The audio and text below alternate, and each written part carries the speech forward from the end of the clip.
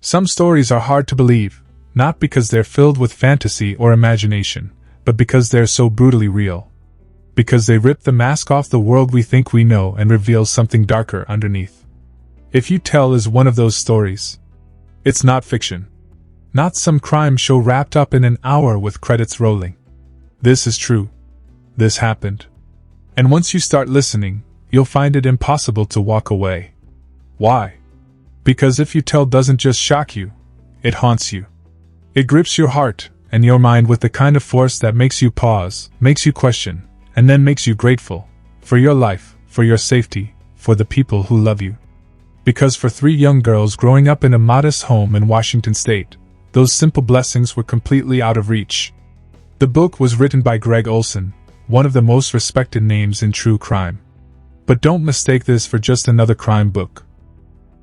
Olsen didn't write this to thrill you. He wrote it to wake you up. To pull back the curtains on a terrifying reality that existed behind closed doors, in a quiet town, in a house that looked, on the surface, like any other. He spent years gathering details, listening, sitting with the pain of those who survived. And when he finally brought their story to the page, he did it with deep respect, sharp clarity, and a voice that echoes long after the final word. If You Tell was released in December 2019, but its impact has only grown since then. Why? Because it taps into something timeless. The strength of the human spirit.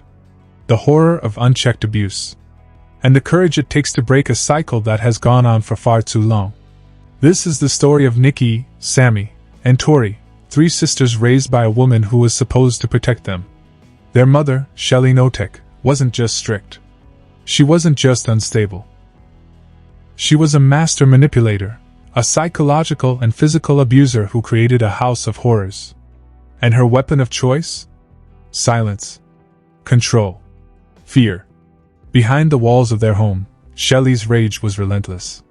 She tortured not just her daughters, but also vulnerable adults she lured in with kindness before turning their lives into living nightmares. People who trusted her. People who needed help. People who didn't survive. But Nikki, Sami, and Tori did. And that's where this story changes. That's where this story finds its heartbeat, not in the evil they endured, but in the strength they discovered. In the bravery it took to stand up and say, "No more." In the decision to speak out, even when every instinct told them to stay silent. Even when the world would rather look away. For the working woman listening on her way to the office. For the father juggling deadlines and school pickups. For the student grinding through late-night papers. If You Tell is more than just a story. It's a revelation. A reminder that monsters don't always hide under the bed, sometimes they sit at the dinner table. And sometimes, the strongest people aren't the loudest, they're the ones who've endured in silence, and finally find the power to speak. This book speaks to the part of us that wants to believe truth matters. That justice matters. That telling the truth, no matter how ugly, can still lead to healing. Olsen's narration doesn't just recount events. He takes you there. To the quiet dread of a child hearing footsteps. To the guilt that survivors carry long after the bruises fade. To the moment when they realize they don't have to protect their abuser anymore. That they are allowed to be free. In a world where we often scroll past suffering or package trauma into digestible headlines, If You Tell refuses to let us look away. It sits with the pain. It honors the voices that were once silenced. And for every listener juggling the fast pace of modern life, it delivers something raw and grounding. Perspective. Strength. A deeper understanding of how much the human spirit can endure, and still come out fighting. So if you're ready, truly ready, then take a breath. Because this isn't just another audiobook. This is a journey into the dark, told with purpose, anchored in truth, and built on the unbreakable courage of 3 sisters who refuse to be broken. This is If You Tell. And this is their story. Let's begin with part 1, The House of Secrets. Early childhood and family dynamics. The foundation of control. Long before the world knew the name Shelly Knotek, there was a family hidden behind closed doors, locked away from the prying eyes of the outside world. The Knotek household appeared to be a typical family on the surface. But beneath the surface, a much darker reality was taking shape. Shelly Knotek with her charming demeanor and outward sweetness, was slowly laying the groundwork for a reign of control that would devastate everyone in her path. Shelly's manipulation was built on a foundation of psychological cunning and calculated moves. From a very early age, her children were exposed to her twisted form of love, which didn't look like love at all. It was a love that demanded obedience, submission, and complete control. Shelly's world was not one of warmth or nurturing. It was a world where only her rules, her desires, and her needs mattered. The manipulation started subtly at first, with little things, a harsh word here, a controlling act there. But over time, it became clear that Shelly's control was all-encompassing. The family dynamics were far from normal. Shelly's husband, Dave Knotek, was a quiet, subdued figure who seemed either unaware or too passive to intervene. He may have played the role of the silent partner in the family, but Shelly's iron grip over the household left him with little power to challenge her. The children, who should have felt safe in their own home, were growing up in an environment where fear lurked around every corner. The most damaging part of Shelly's control was her ability to isolate her children from the outside world. As a mother, she not only controlled their daily routines but also dictated their emotions. Shelly would create chaos in the house, forcing her children to walk on eggshells, constantly worrying about what might set her off. She wasn't just a mother, she was a tyrant, a manipulator who twisted her family into believing that only by keeping her happy would they survive. But Shelly didn't stop there. She had a gift for winning over outsiders, those who might question her methods. With charm and an almost hypnotic smile, Shelly would convince neighbors, friends, and even social services that she was the picture of the perfect, loving mother. All the while, behind closed doors, her children were being subjected to a nightmare that no one could see, a nightmare that would stay hidden in the shadows of the Knotek home for far too long. In the beginning, Shelly's reign was quiet.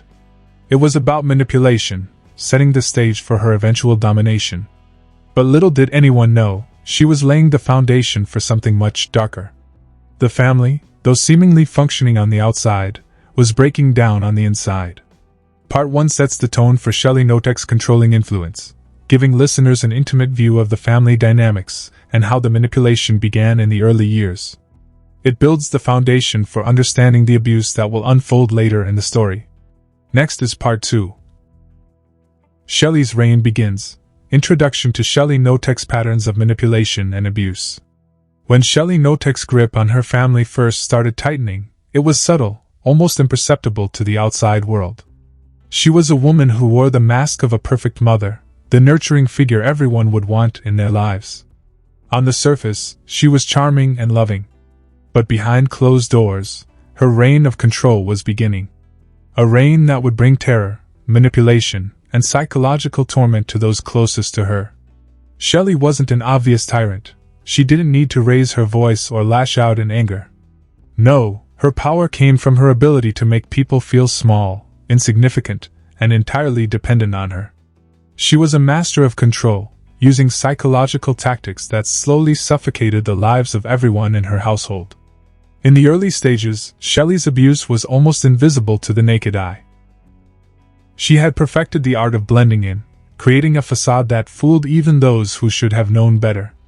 Neighbors, friends, and even social workers were drawn into the illusion she built, a house full of love and warmth, where everyone was well-fed, well-dressed, and seemingly happy. She knew how to show just enough of her good side to gain trust and admiration, all while hiding the terrifying truth beneath her polite smile. The emotional manipulation, however, was where Shelly truly thrived. She understood the power of subtlety, the quiet whispers that only the victims could hear.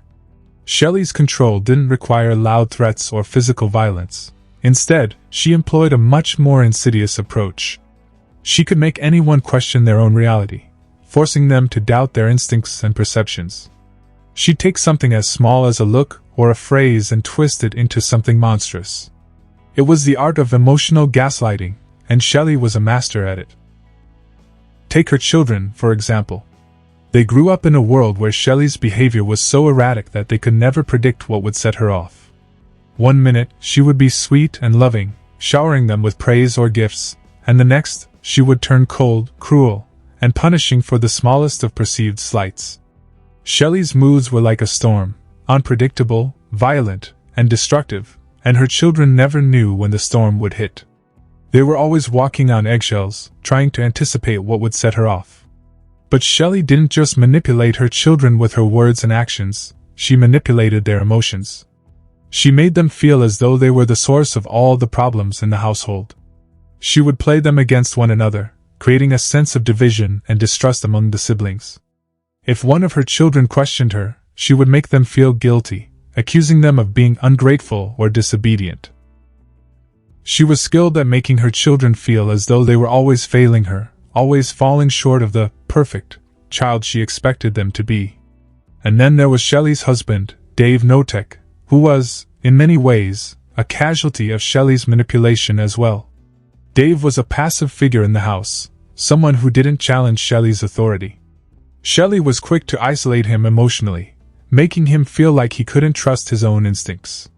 If Dave ever expressed doubt or tried to confront Shelly, she would tear him down, undermining his confidence and making him feel weak. Shelly's words were like daggers to Dave's sense of self, and he quickly learned to keep quiet and stay out of her way. He was a man who had been reduced to nothing more than a silent observer in his own home, unable to protect his own children from the terror that Shelly wrought. Shelly's ability to isolate those around her was perhaps her most effective tool. She didn't just keep her family from the outside world, she made them believe that the world outside was dangerous, full of people who wouldn't understand them, who wouldn't protect them. She made her family feel like they could only rely on her, creating a sense of dependence that would be nearly impossible to break. Shelly kept them trapped inside her carefully constructed prison, convincing them that there was nowhere else to go, no one else to trust. Her manipulation was so powerful, it became impossible for her family members to see how deeply they were being harmed. They were so entangled in Shelly's web of lies that they couldn't escape, even when they saw cracks in the facade. Shelly didn't just control the household, she controlled their entire perception of reality. The world outside seemed like an alien place, a place that was just too dangerous to approach. But Shelly wasn't content with just controlling her immediate family. She had bigger plans. She began to bring in others, strangers, people who needed help, people who were vulnerable. And just like her family, these new arrivals were pulled into her twisted world, unaware of what awaited them. Shelly's manipulation was becoming a well-oiled machine, and her victims, one by one, were drawn into it. It was the beginning of something much darker, something that would unravel the lives of everyone who crossed Shelly's path. Part 2 offers a deeper dive into Shelly's psychological manipulation and the emotional turmoil she caused within her family. It emphasizes how she controlled not only actions but also perceptions, making her victims doubt their own reality. The psychological torment she inflicted on her family members, combined with her isolation tactics, set the stage for the horrific abuse that would follow. Let's move on to Part 3, Victims Within the Walls, Kathy Larino's arrival and the beginning of the adult victim's storyline. As the Knotek household became more entrenched in Shelly's reign of terror, her control over her family's dynamics expanded. Her influence was no longer confined to her children and husband. Now, her victims came from the outside. Kathy Larino, a woman seeking shelter and support, was about to be ensnared in Shelly's dangerous web. Kathy was just one of the many who came into Shelly's life looking for help, though, unlike her children, she wasn't entirely blind to the darkness within the Knotek household. Kathy's initial interaction with Shelly seemed innocuous enough. Shelly's charm and warmth made it seem like she was offering a safe space, somewhere Kathy could stay while she got back on her feet. But Shelly's offer of kindness was nothing more than a mask for the cruelty she had perfected over the years. When Kathy moved in, she didn't know what to expect, but she quickly began to feel the tension in the air. The Knotek household was never calm, never peaceful. There was always an underlying unease, an invisible force that kept everyone walking on eggshells. Shelly had created a system where no one could ever feel truly comfortable. No one could ever truly relax. The subtle cruelty Shelly had honed for years now turned outward, and Kathy became her latest target. Shelly knew exactly how to manipulate Kathy's vulnerability. She preyed on Kathy's need for support, twisting the relationship in a way that made Kathy feel like she owed Shelly everything. Slowly, Shelly began to isolate Kathy from the outside world, making her feel like there was no one else she could trust, no other option for safety. She was slowly cutting off Kathy's connections to the outside world, just as she had done with her family.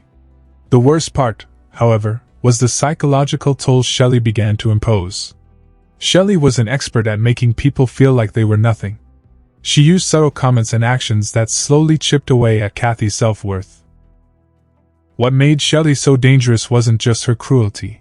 It was her ability to make you believe that you deserved the cruelty, that you were worthless without her.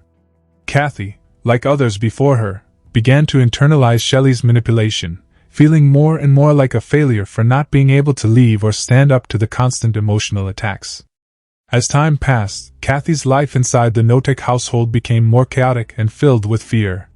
Shelly used isolation as one of her most powerful weapons, keeping Kathy away from anyone who could have helped, made her feel seen, or reassured her that she wasn't crazy. Kathy's sense of reality began to shift, just as it had for Shelly's children. She started to second-guess her own thoughts and feelings, unsure of whether the abuse she was experiencing was real or just a figment of her overactive imagination. Shelly had a way of making her victims feel like they were going crazy, and Kathy was no exception. In the midst of this, the other victims, the children, were not silent observers. They were also trapped, living in the same house, absorbing the same abuse, but they were starting to see Kathy as a potential ally. Kathy, who was older and had experienced some life outside of Shelly's grasp, became a symbol of resistance. Her presence within the house sparked something within Shelly's children, especially Nick, who began to form a connection with Kathy, perhaps seeing her as someone who understood the pain they were all living through. But Shelly's influence over the family was still incredibly strong. She ensured that Kathy's stay wouldn't go unnoticed. If she couldn't break Kathy, she would manipulate her children to turn on her. Kathy Lorino's arrival was the start of a new chapter in the Knotek household, but it wasn't a chapter of redemption or salvation. Shelly was unrelenting, and now, with Kathy's presence, she had even more to control, to twist into her world of manipulation. Kathy, much like the others before her, was forced to endure Shelly's slow unraveling of her identity. And as Shelly continued to isolate Kathy and break her down, the victims within the walls grew more aware of their own situation, even though they remained powerless to escape the prison they were all trapped in. For Kathy, her life in the Knotek home would never be the same. As Shelly's psychological warfare intensified, the emotional scars she inflicted on Kathy would last long after her time in the house came to an end. And the most heartbreaking part, Kathy wasn't the only one suffering. The children were witnessing this too, slowly realizing the nightmare they were trapped in, and the possibility of ever escaping felt like a distant dream. Part 3 dives deeper into Kathy Lorino's arrival and the beginning of her own victimhood. Shelly's manipulation escalates as she preys on Kathy's vulnerabilities and isolates her from the world, much as she did with her own children. At the same time, Shelly's psychological hold on her children tightens, and they begin to understand the depth of the manipulation happening within their own home. Next is Part 4, Nick and the Spiral of Fear. Nick's introduction, psychological torment, and control tactics. Nick Knotek's arrival in Shelly's world marks a turning point in the psychological horror that had been building in the Knotek household. Shelly's manipulation was already an ingrained part of the household dynamics, but with Nick, her control tactics reached a new level. He wasn't just a passive observer like Dave. He was a child who grew up witnessing Shelly's cruelty firsthand, and over time, he would find himself at the center of Shelly's terrifying web. Nick's early years were marked by the kind of quiet fear that permeated every aspect of his life. The thing about Shelly was that she didn't just physically control her victims, she crushed their spirits, their very sense of self. And this was Nick's reality. He learned early on that Shelly's love was conditional. There were moments of affection, fleeting moments of warmth that would draw him in, only for her to suddenly pull away, leaving him feeling emotionally abandoned. These sharp mood swings, these constant emotional whiplashes, became Nick's norm. As a child, Nick didn't have the language to describe what was happening to him, but he certainly felt it in his gut.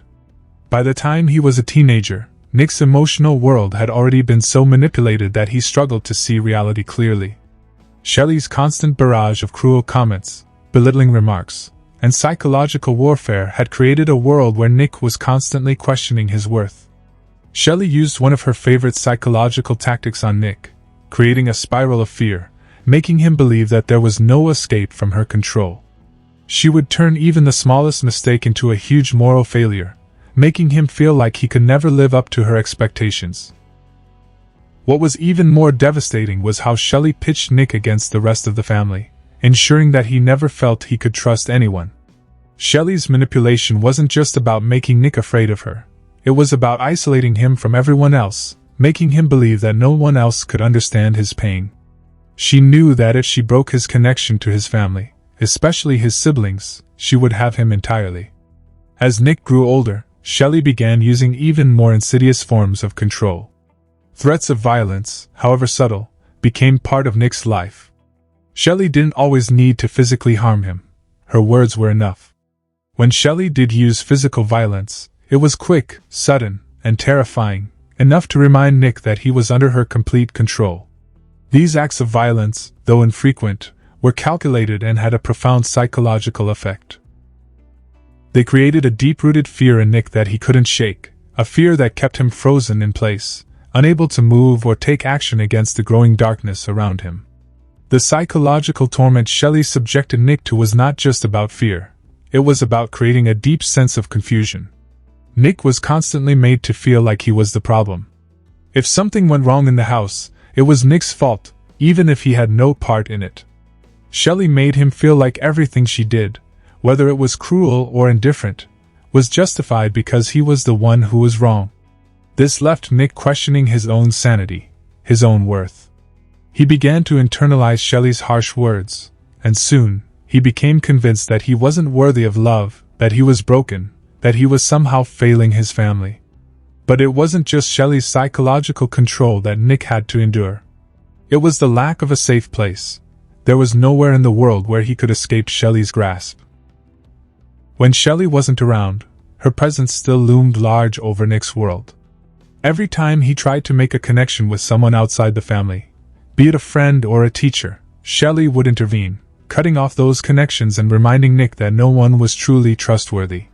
She convinced him that he was fundamentally flawed, not just in her eyes but in everyone's eyes. In many ways, Shelly's control over Nick was more psychological than physical. She didn't need to break him with constant physical abuse. Her words and actions were enough to shatter his self-esteem, leaving him in a constant state of anxiety, doubt, and fear. Shelly's manipulation was so potent that even when she wasn't around, Nick couldn't escape the feeling that she was still controlling him. It was a never-ending cycle of abuse that only deepened over time. But Nick wasn't the only one who felt this sense of helplessness. Shelly's children, who had grown up under her tyrannical rule, were now realizing just how deeply they were affected by the years of emotional manipulation.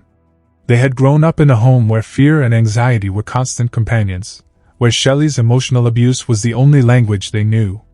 And yet, for Nick, it seemed like the walls of this prison were closing in even tighter. Nick's fear was not just fear of his mother, it was fear of his own mind. He began to believe that he couldn't escape the cycle, that there was no way out, that Shelly's control was unbreakable. And so, he spiraled deeper into a state of confusion, unable to see that there were, in fact, ways to escape, ways to survive outside of Shelly's toxic influence. But it was this spiral of fear that would ultimately become one of the key turning points in Nick's story, a turning point that would begin to unravel Shelly's grip on him. Even as he struggled, deep down, he knew something was wrong. He could feel the tension building inside him, that flicker of defiance, even though it was buried beneath years of trauma. The seeds of resistance were being planted, though Nick wouldn't realize it for some time. Part 4 highlights the psychological torment that Shelly Knotek subjected her son, Nick, to throughout his life. Shelly's control tactics were not always overtly violent but were instead focused on isolating him emotionally and psychologically. She broke his self-esteem and made him feel unworthy, creating a fear that paralyzed him and kept him trapped in her world. The emotional manipulation she used on Nick mirrored her tactics with others in the household, slow, insidious, and incredibly effective at breaking the spirits of those trapped under her control. Let's move on to Part 5, Isolation and Indoctrination, how Shelly cut off outside help and broke down victims' sense of reality. By now, Shelly's pattern of manipulation had become more refined, more insidious. Her ability to isolate her victims was a key element of her control, and as the years went on, she became even more effective at cutting off all outside influences. The world outside the Knotek household was a dangerous place to Shelly, not because of any actual threat, but because the outside world could provide clarity, support, and truth. And Shelly could not afford for anyone to see the cracks in her facade. So, she made sure to completely control the environment within her walls. Shelly's first tactic was simple yet devastating. She isolated her victims from their friends, from their family, and from anyone who might offer a counter-narrative to the lies she was weaving. She planted seeds of doubt in their minds, making them believe that everyone outside of the household had an ulterior motive, that people who reached out to them only wanted to take advantage of them. It was a slow process, but over time, Shelly managed to convince them that trusting anyone outside the household was dangerous. Her most effective method was through emotional manipulation and psychological conditioning. Shelly made her victims feel like the world outside the house was a hostile, unforgiving place where people were out to hurt them. Shelly's children, in particular, grew up in an environment where they trusted no one but Shelly, believing that everyone else had their own interests at heart, and no one would truly understand what they were going through. Shelly constantly undermined any relationship her children tried to build with people outside the family, reinforcing the belief that only Shelly could provide for them and that any attempts to find help were an act of betrayal. As a result, the victims became completely dependent on Shelly for everything, from their emotional needs to their sense of self-worth. Shelly became the central figure in their lives, and she ensured that her control was absolute. When they tried to make connections with the outside world, Shelly would manipulate them into believing that anyone who showed them kindness was doing so to manipulate them, to deceive them.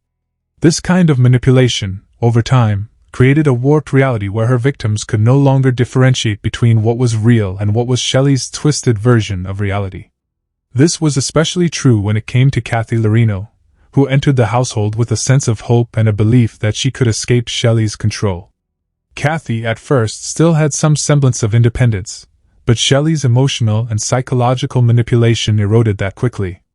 Kathy started to doubt her own thoughts and experiences, questioning whether the abuse she was enduring was really happening or if she was just imagining it. Shelly's constant undermining of Kathy's sense of reality made her feel like she was losing her mind, and over time, Kathy began to believe Shelly's version of events, even when it went against everything she had ever known. This was where Shelly's indoctrination tactics were most dangerous. She didn't just break down her victims physically, she broke them down mentally. She redefined their sense of self and their sense of what was right and wrong.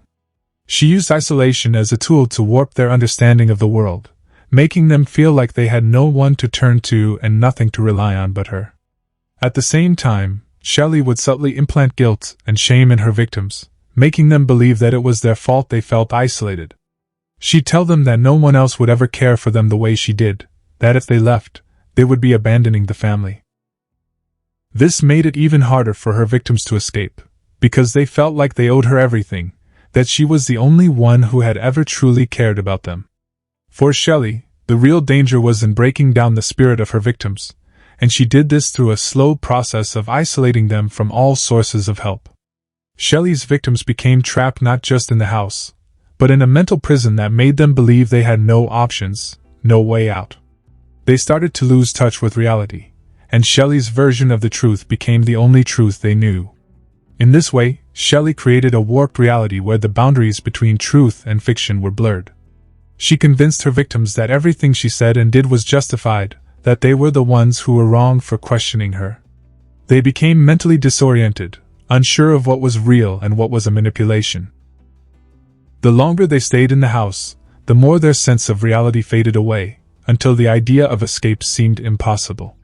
Shelly had turned them into her prisoners, not just through physical means, but by controlling their minds, their perceptions, and their beliefs.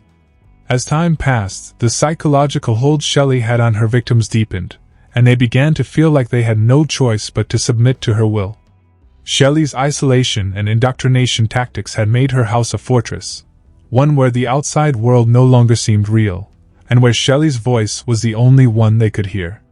Part 5 delves into the depth of Shelly Knotek's psychological manipulation.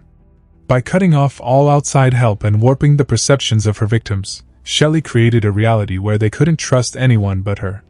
Through isolation, emotional manipulation, and guilt, she broke her victims down, making them feel like they were trapped in a world of her making. A world where there was no escape. Next is Part 6, Tori's Awakening. The youngest daughter begins to question the lies and abuse. Tori Knotek was different from the others. As the youngest daughter in the family, she was the last to experience the full weight of Shelly's psychological control. But as the years went on, it became clear that Tori's awakening would be one of the most crucial turning points in the story, the moment when the veil of manipulation began to lift, even if only slightly, and she started to see through Shelly's web of lies. For a long time, Tori believed in the version of the world Shelly had created. Shelly's influence was all-encompassing, and Tori had grown up believing that everything Shelly said and did was in her best interest. But as she got older, Tori began to notice small inconsistencies in the stories Shelly told, moments where her mother's flawless control started to crack. It wasn't sudden, and it wasn't loud, but Tori began to notice the seeds of doubt that Shelly had carefully planted in her mind were starting to fall away. What Tori lacked in years, she made up for in perception. She wasn't yet old enough to fully understand the depth of Shelly's manipulation, but she could sense something was deeply wrong. Shelly's treatment of the other victims in the household, especially Kathy and Dave, had always been shrouded in a kind of mysterious violence, moments of tension that Tori couldn't fully comprehend at the time. But as she grew older, she started to piece together the darker elements of her family's reality, especially as Shelly's treatment of others became more openly cruel and intense. Tori's awakening was not just intellectual, it was emotional. As a child, she had lived with a constant low-level anxiety, never quite sure when Shelly's temper would flare or when her mother's love would turn into something far more dangerous. Shelly had created an environment where Tori's emotional state was always on edge, and even the smallest mistake could trigger Shelly's wrath. But with time, Tori began to realize that her fear wasn't normal. She began to question why things always seemed to go wrong when Shelly was involved. Why was Shelly so angry all the time? Why did the family always seem to be walking on eggshells, afraid to speak up or share their true feelings? Tori's questions became the beginning of her emotional resistance, though it took years before she was able to fully articulate the sense of betrayal that had been slowly building inside her. In many ways, her awakening was a painful one, because the truth she began to discover was a truth that she had been taught to deny her entire life.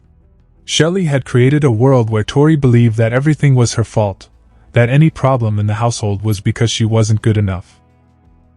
But as Tori got older, she began to see that the problem wasn't with her, it was with Shelly. Tori's journey towards awakening was gradual. She didn't have the strength or the understanding to confront Shelly directly, but she could see the growing tension in the household. She could feel the underlying fear that permeated every conversation, every interaction with Shelly. What started as quiet curiosity transformed into a growing unease. And as Tori began to realize the patterns of Shelly's behavior, she began to question her mother's motives, even when she wasn't able to confront Shelly about it. One of the most pivotal moments in Tori's awakening came when she began to bond with Kathy. Kathy, who had been in the household for so long, had endured Shelly's abuse, and though she was still under Shelly's thumb in many ways, Kathy began to open up to Tori. She shared stories of her own experiences with Shelly's cruelty. Stories of isolation, emotional manipulation, and even physical abuse that had been hidden from Tori for so long. As Kathy spoke, Tori could no longer ignore the parallels between her own experiences and the stories Kathy told. She could no longer deny that something was deeply wrong. For the first time, Tori began to see herself as not just a victim but as someone who could break free from Shelly's control. And as this realization started to take shape in her mind, it created an internal conflict within her. Could she ever break away from Shelly's grasp? Could she leave everything she knew behind and risk Shelly's wrath, knowing that Shelly could destroy the people around her just as easily as she had destroyed the others? Tori's awakening wasn't about an immediate confrontation or rebellion. It was about a shift in consciousness, a shift from blind obedience to a quiet rebellion against the lies she had been fed her entire life. It was a painful and gradual process, one that required Tori to rethink everything she had ever known about love, family, and truth. And though she wasn't ready to take action just yet, the seed of defiance had been planted deep inside her. As Tori began to realize the depth of Shelly's manipulation, she knew that she wasn't the only one trapped in this web. She could see the damage that Shelly had done to Kathy, to Nick, to Dave, and even to herself. She began to understand that Shelly's control wasn't just about keeping her children physically in line. It was about controlling their minds, their hearts, their sense of self-worth. And the more Tori saw of this, the more determined she became to find a way out, not just for herself, but for everyone else who was still suffering in the silence of Shelly's house. Part 6 focuses on Tori's journey of awakening. As the youngest daughter in the family, Tori was the last to fully recognize the manipulation and cruelty Shelly had imposed upon the household. Her growing awareness and understanding of Shelly's behavior marked a pivotal moment in the story, when the first cracks began to show in Shelly's control over her family. Let's dive in Part 7, Turning Point. The sisters begin secretly documenting and planning to expose the truth. For years, the Knotek family had lived in silence, bound by fear and manipulation. Shelly's control over her children had been absolute, and any attempts to speak out or challenge her had been met with swift and brutal retaliation. But as time went on and the damage began to show more clearly in the lives of Shelly's victims, the sisters, Tori and Sami, began to see an opening. They saw a way to fight back, not with violence or confrontation, but with something far more powerful: the truth. The turning point came when Tori and Sami started to trust one another more deeply. As Tori's awakening gained momentum, Sami, the older of the two, began to see the cracks in Shelly's facade, too. For years, Sami had been a victim, just like her sister, and though she was more attuned to Shelly's manipulation, she too had been paralyzed by fear. But now, with Tori slowly waking up and with the realization that they couldn't continue to live in such a toxic, abusive environment, the sisters found common ground. They knew they could no longer stand by while Shelly continued to destroy lives. Together, they started to document everything. Every instance of abuse, every cruel act Shelly had inflicted on them, every manipulation and lie Shelly had told. They began writing it all down, recording their experiences. The sisters were not only compiling a record for themselves, but also for the world. They knew that one day, they would need proof, evidence, that could expose Shelly for who she really was. The process of documenting their abuse wasn't just about gathering facts. It was also a form of emotional release. Writing down their experiences gave them a sense of control they had never had before. For years, they had felt powerless, helpless in the face of Shelly's terror. But now, as they began to write and to share their stories with each other, a sense of agency began to take hold. They were no longer just victims. They were beginning to fight back, quietly but powerfully, through the written word. But Shelly, ever vigilant, was not an easy target. As manipulative as she was also highly protective of her secrets. Shelly had spent years making sure her victims didn't have a way to communicate with the outside world, so the sisters knew they had to be cautious. They could not let Shelly suspect their intentions. Every action had to be careful, every step measured. The sisters started to find ways to hide their notes, to keep their plans secret from Shelly's prying eyes. If Shelly found out what they were doing, the consequences would be disastrous. There were moments of doubt and fear. The idea of challenging Shelly's control felt almost impossible, especially with the threat of Shelly's wrath looming over them. But the more they wrote, the more they realized that the truth was their strongest weapon. The sisters began to draw strength from each other, from the belief that they could eventually escape this nightmare and bring Shelly's reign of terror to an end. They also began to plan for their eventual escape. It wasn't just about writing down the truth, it was about preparing for action. The sisters knew that once they had the evidence they needed, once they had everything documented, they would have to find a way out, away from Shelly and away from the suffocating grip she had on their lives. The idea of leaving was terrifying, but it was becoming increasingly clear that it was their only option. The more they documented Shelly's actions, the more they understood that staying in that house was no longer safe, and it was certainly no longer sustainable. The quiet revolution inside the Knotek household was gaining momentum. Tori and Sami were no longer just victims of Shelly's abuse. They were beginning to take action, to plan their escape and the eventual exposure of Shelly's crimes. They had realized that their silence had only fueled Shelly's control. The truth, they now understood, was the only thing that could free them.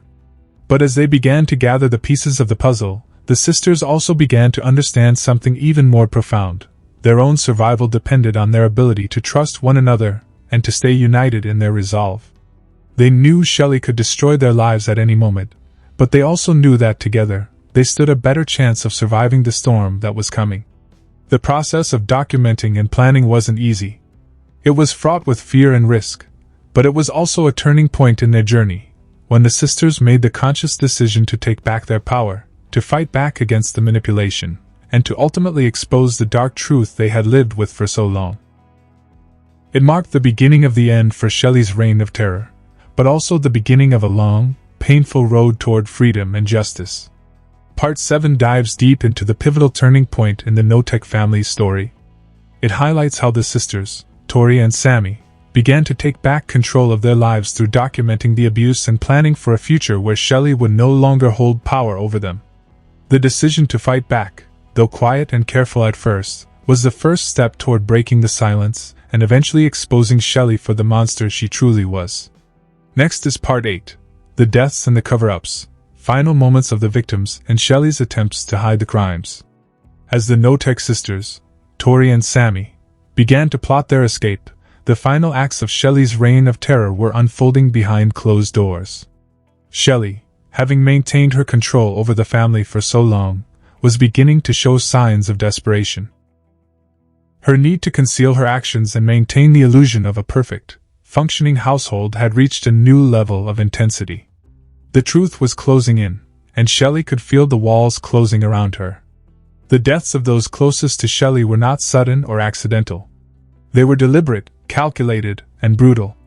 Kathy Lorino, one of Shelly's earliest victims, had been subjected to years of physical and emotional abuse. She was a pawn in Shelly's twisted games, a person who had been manipulated into believing that the abuse was deserved, that she was at fault. But as Kathy began to see the truth of her situation, as she began to speak out more and grow closer to the Knotek sisters, Shelly realized she was losing control over Kathy, too. The cracks in Kathy's silence were widening.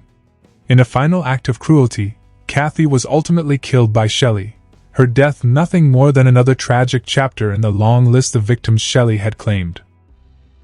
The method of her death was chilling, and Shelly's actions afterward were even more horrifying. She didn't just kill Kathy, she manipulated everyone around her to believe that Kathy's death was an accident, carefully crafting a narrative that placed the blame on others or suggested that Kathy's death was a result of her own behavior. Shelly's control over the family extended to the very last moments of Kathy's life, as she spun a web of lies and deceit to cover up the crime. But Kathy's death was just the beginning. Dave Knott, Shelly's partner, was also a victim of Shelly's manipulation. His death was more subtle but equally devastating. Shelly's psychological hold over him was so strong that he too, like Kathy, was led to believe that he deserved the mistreatment. Dave had long since lost the will to fight back, his spirit broken by years of Shelly's abuse. When Dave died under suspicious circumstances, Shelly did everything in her power to sweep it under the rug, pretending it was another accident, another one of those tragic things that happened in their broken home. The truth, however, was far darker than Shelly was willing to admit. Shelly's attempt to cover up her crimes didn't stop with the deaths of Kathy and Dave. She continued to manipulate and deceive those around her. Shelly was an expert at lying and manipulating the authorities, convincing them that everything was fine in the Knotek household. She painted a picture of a perfect mother and partner, the woman who would do anything to protect her children, who would never harm a soul. But the truth was that Shelly had been systematically breaking down her victims, using every tool at her disposal to maintain control. She would stop at nothing to avoid being caught. For the sisters, witnessing Shelly's blatant disregard for life, for the lives of those who were still trapped in her grasp, was the final straw. The murders, the lies, the manipulation, they knew they could no longer stay silent. The final deaths were the point of no return. They were the proof, the evidence that Shelly was capable of anything, that no one in the household was safe. For the sisters, the knowledge that Shelly had killed before only fueled their resolve to escape, and to expose the truth. In the aftermath of Kathy's death, Shelly did everything in her power to shift the blame and manipulate the authorities. She twisted the facts, painted herself as the grieving mother and partner, and made everyone around her believe that she was the victim of a tragic accident. She even managed to manipulate the family into rallying around her, all the while maintaining a veil of normalcy. Shelly had spent so long creating the illusion of a perfect family that her victims, even in death, became part of her calculated game. But despite all of Shelly's efforts, the truth was beginning to break through the walls she had built. Shelly's lies couldn't keep the darkness contained forever, and as the sisters prepared to take action, they knew that exposing Shelly's crimes was no longer just a matter of survival for them. It was a matter of justice, for Kathy, for Dave, for everyone who had been harmed by Shelly's cruelty. Part 8 paints a chilling picture of the final moments of Shelly's victims, and the lengths she went to in order to cover up her crimes. The deaths of Kathy and Dave serve as stark reminders of the danger of Shelly's manipulation, and the sisters' resolve to expose the truth becomes all the more powerful as the darkness of Shelly's actions is revealed. Next. Part 9, Breaking the Silence. Nikki and Sami come forward, and the legal case unfolds. The weight of silence that had held the Knotek family in its grip for years was finally breaking. For Tori and Sami, the time had come to stand up and expose the horrific truths that had plagued their lives. The moment was both terrifying and liberating. Finally, they could speak out and tell their stories, but doing so meant facing the full fury of Shelly's wrath and the real-world consequences of their revelations. Tori, in particular, had struggled for years with the internalized guilt and shame that Shelly had carefully planted in her mind. Shelly's manipulation had turned her world into a warped version of reality where Tori's voice was silenced by fear, and where obedience was the only way to survive. But now, as Shelly's reign of terror began to crumble, Tori found the courage to break free from the psychological chains that had bound her. The process of breaking the silence wasn't just about talking. It was about facing the brutal truth of what had happened to them. For Sami, the older sister, the decision to speak out was even more personal. She had lived through years of emotional abuse, had been forced to witness the torment of others, and had endured her own form of mental and physical destruction. But Sami, too, understood that the time for silence was over. The long years of hiding, of pretending that everything was normal, had finally taken their toll. But it wasn't just about them anymore. It was about the victims who couldn't speak for themselves, the people who had been crushed under Shelly's control and manipulation. Kathy Lorino, Dave Knott, and countless others who had suffered, some of them never made it out alive, their stories never told, their voices lost. Tori and Sami knew that their truth could be the key to bringing Shelly's reign of terror to an end. So, in a stunning move, the sisters came forward, taking the first official steps to expose Shelly's abuse. The process was not easy. It involved gathering evidence, building a case, and facing Shelly's wrath. Shelly was, as expected, outraged. She didn't just resist, she fought back with all her might, using her manipulation tactics to try to silence the sisters once again. But there was no stopping them now. The legal process began to unfold. The sisters spoke to investigators, recounting the abuse, the cruelty, and the lies Shelly had told for years. Nikki and Sami's bravery in sharing their stories sparked a chain of events that would ultimately lead to Shelly's downfall. The emotional toll was immense. Revisiting the horrors of their childhoods was painful, but it was also empowering. Each step forward was a step toward justice, toward bringing Shelly to account for the pain she had caused. As the case unfolded, Shelly's lies began to unravel. The facade of the perfect mother she had worked so hard to maintain for decades started to crumble. The evidence against her was overwhelming. The testimonies of her victims, the records of abuse, and the twisted web of lies Shelly had spun over the years were all exposed for the world to see. Shelly's manipulations, which had once controlled her family and kept everyone in fear, could no longer shield her from the truth. The process was long and difficult, but Tori and Sami's courage set the stage for Shelly's eventual arrest. The world began to see Shelly for what she truly was, a woman whose hunger for control and manipulation had destroyed lives. Her criminal behavior wasn't just limited to her family, it had infected every aspect of her life, and it was only a matter of time before she was held accountable. Breaking the silence was the moment the sisters took back their power. They had gone from being fearful victims in a house of horrors to becoming agents of change, determined to bring Shelly to justice and to give a voice to those who had been silenced by fear and manipulation. Part 9 illustrates the moment of truth when Tori and Sami finally came forward and exposed the darkness that Shelly had hidden for so long. This chapter is all about the bravery it took for the sisters to break the silence, the emotional toll of reliving their trauma, and the beginning of Shelly's inevitable downfall as the legal case began to unfold. Let's move on to Part 10, Justice, Recovery, and Aftermath, Trials, Sentencing, and the Road to Healing for the sisters. The legal battle that followed Tori and Sami's brave decision to speak out would ultimately lead to the moment of reckoning, the trials, the sentencing, and the long, painful road to justice. Shelly Knotek, once so powerful in her manipulation, would finally have to face the consequences of her actions. But for Tori and Sami, the true journey had only just begun. When Shelly was arrested and charged, it was a moment of triumph for the sisters, but also one of profound grief and uncertainty.